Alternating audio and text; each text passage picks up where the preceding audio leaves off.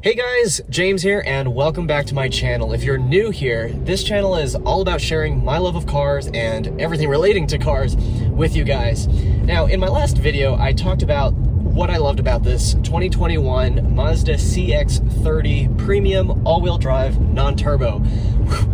And basically I walked you guys through why I got this car. But obviously no car is perfect, and there are some things that I kind of don't like about this car, and that's what this video is about. So stick around, we'll talk about why this car is not quite perfect.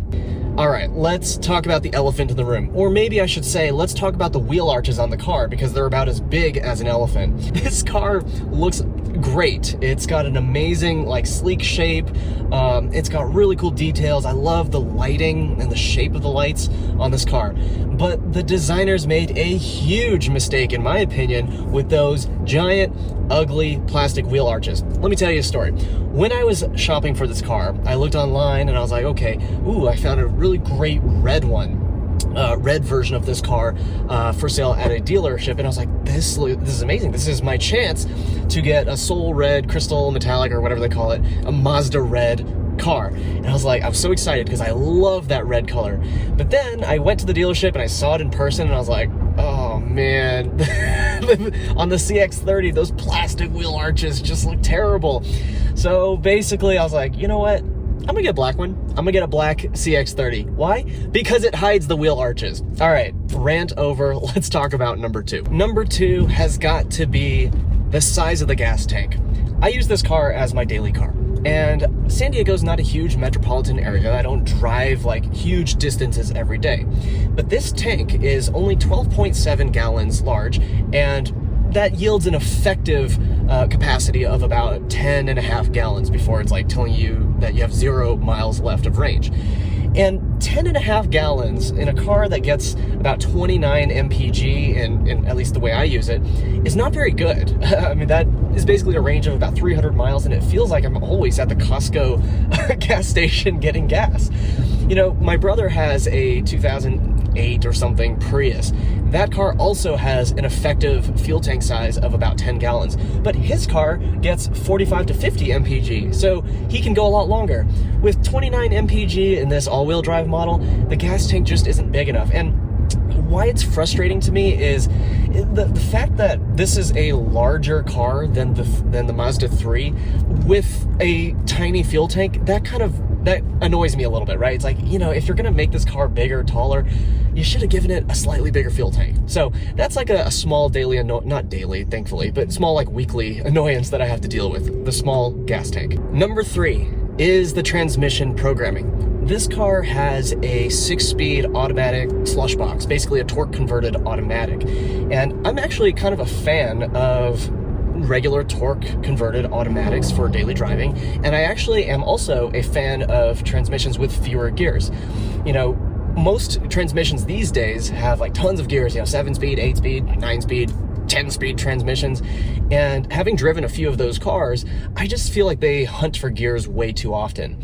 So when I found out that this car had a 6-speed transmission, I was like, oh, this is great. That means it'll hunt a little bit less.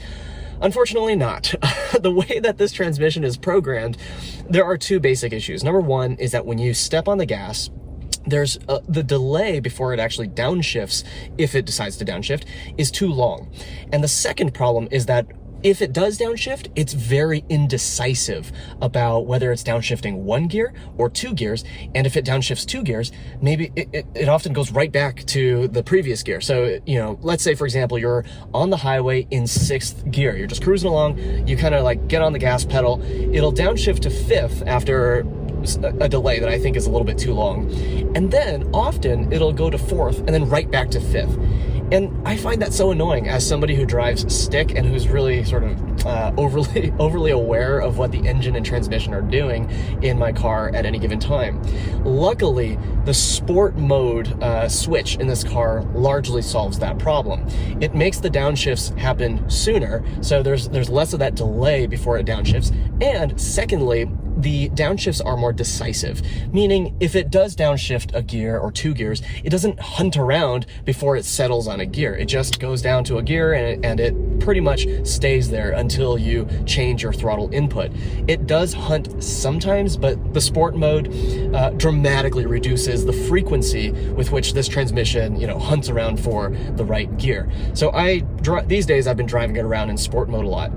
The drawback of sport mode is that it basically turns this into a 5-speed automatic transmission. So it, sixth gear is no longer a thing when you put this in sport mode.